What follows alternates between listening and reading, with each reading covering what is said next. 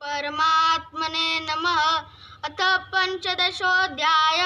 श्रीभगवानुवाच ऊर्ध्वमूलमदशाखमश्वत्थं प्राहुरव्ययम् छन्दांसि यस्य पर्णानि यस्तं वेद स वेदवित्।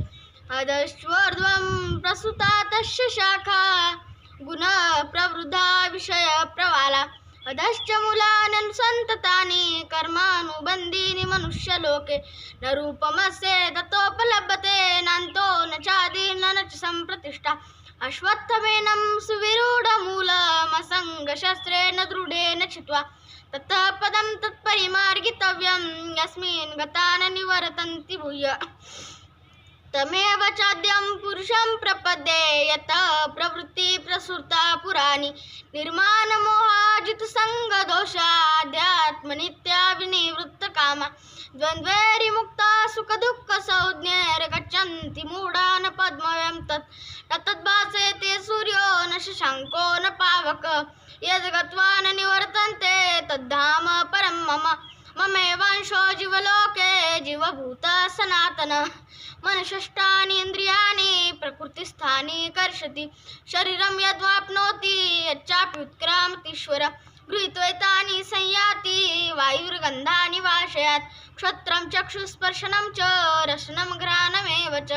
अधिष्ठाय मनश्चाय विषयानुपसेवते। उत्क्रामन्तं स्थितं वापि भुञ्जानं वा गुणान्वितं। विमूढानानुपश्यन्ति पश्यन्ति ज्ञानचक्षुषः। यतन्तो योगिनश्चैनं पश्यन्त्यात्मन्यवस्थितं।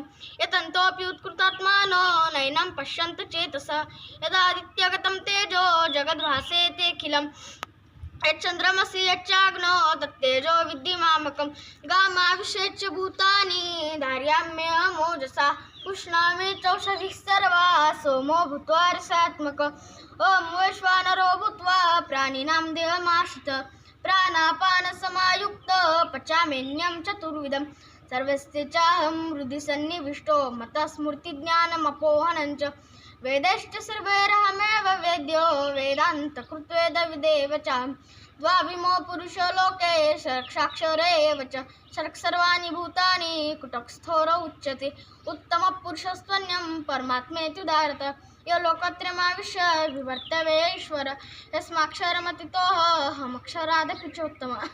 अतोऽस्मि लोके वेदे च प्रतितः पुरुषोत्तमः। यो मामेवं सम्मूढो जानाति पुरुषोत्तमः स सर्वभजति मां सर्वभावेन भारत।